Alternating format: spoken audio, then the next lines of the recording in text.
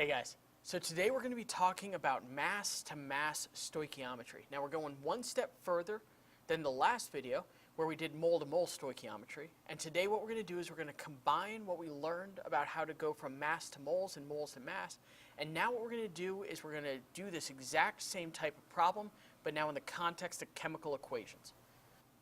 If you need to review any of those concepts, feel free to go back to those videos real quick and rewatch them before coming back to this video. So the first thing we need to do for any mass-to-mass stoichiometry problem is identify it. When we're looking at a mass-to-mass stoichiometry problem, we're going to be given the mass of one element or compound in a chemical equation, and we're going to be asked to find the mass of another, either another reactant or another product. So we need to be able to take a balanced chemical equation and then utilize stoichiometry to go from mass of one compound or element to mass of another compound or element. Now, in these types of problems, the most important thing you're going to be able to do is a unit analysis. Because we're starting with grams of one substance and asked to find grams of another substance, we're going to use our unit conversion dimensional analysis skills to be able to go from one to the other. This means that we're going to have to find a common unit. For any chemical equation, the common unit is the mole ratio. Because in a chemical equation that is balanced, we know that we can go from one substance to another substance very readily using that mole ratio. And that's what we're going to use for this. So we're going to start with the mass of one compound. We're going to need to get it into moles. The way we get it into moles is by using the molar mass. Now, unit conversion states that if we have a grams on the top, we need to have grams of the same substance on the bottom to cancel it out. This means that we're going to divide by the molar mass of the original substance that we're given.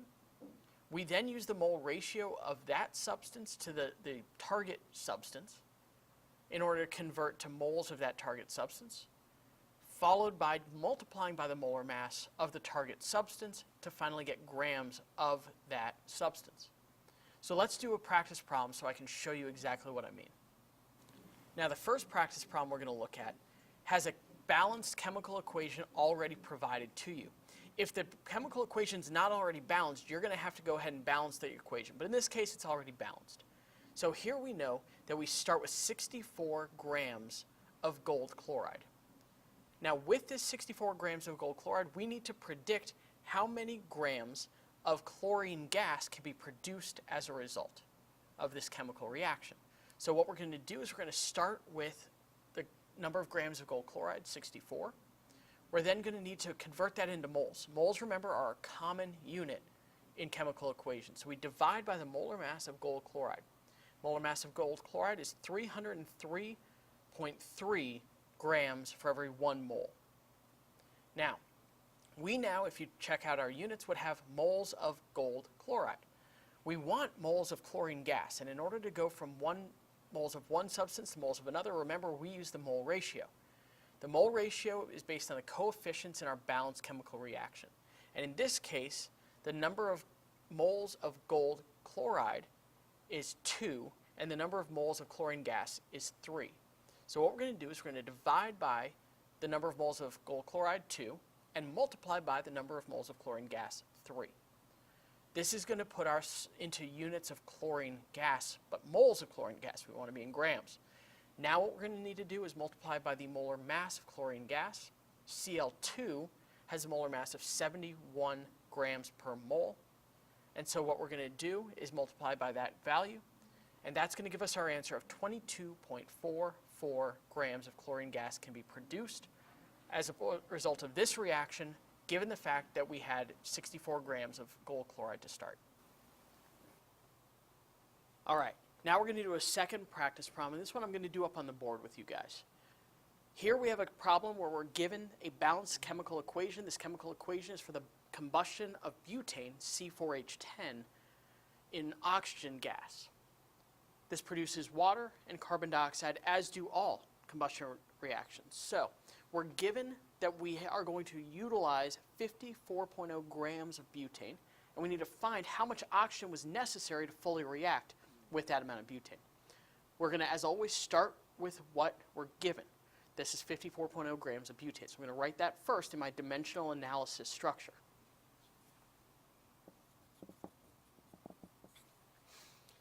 We need to convert from grams into moles because moles are the common unit across a chemical equation. So we're going to convert into moles of butane by dividing by the molar mass of butane, 58.1 grams per mole.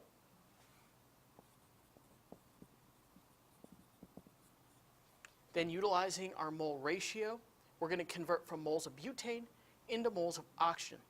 This ratio is 2 moles of butane for every 13 moles of oxygen.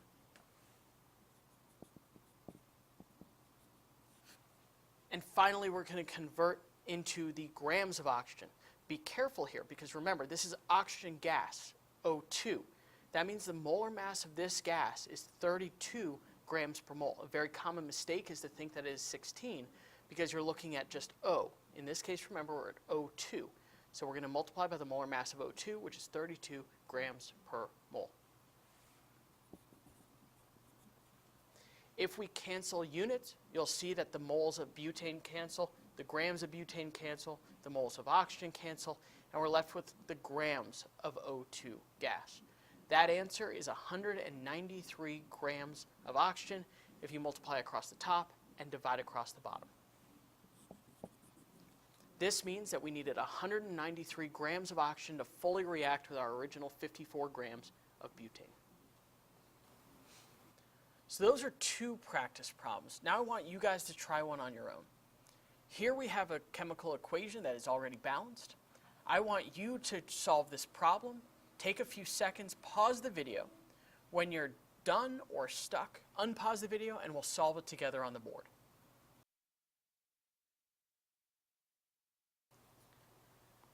All right, so now you've had a couple of minutes to work on this problem.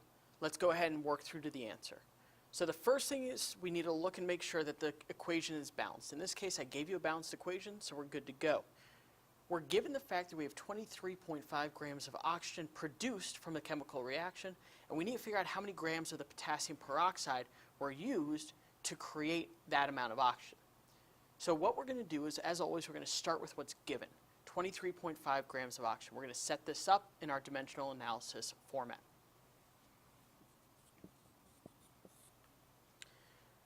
We're now going to need to convert into moles of oxygen gas. And in order to do that, we divide by the moles of oxygen gas, or the molar mass of oxygen gas. Remember, that is 32 grams per mole because oxygen is one of our diatomics. Now we're going to utilize our mole ratio from the balanced chemical equation to convert from moles of oxygen gas into moles of potassium peroxide.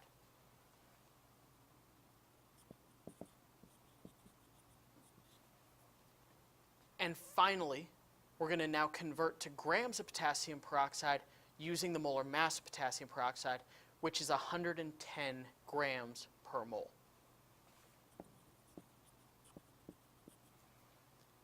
If you check our units, we cancel grams of oxygen, we cancel moles of oxygen, we cancel moles of potassium peroxide, and we result in simply grams of potassium peroxide. The answer to this problem, if you do out the math, multiply across the top, divide across the bottom, is 162 grams of potassium peroxide would have been necessary to produce 23.5 grams of oxygen gas. So that wraps up this video. Let's do a quick recap.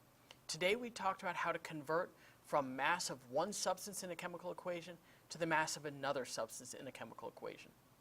I'd like to thank Anna Megalin and Stephanie Moran for writing, filming, and editing this video. Thank you guys so much for watching. I'll see you in the next one.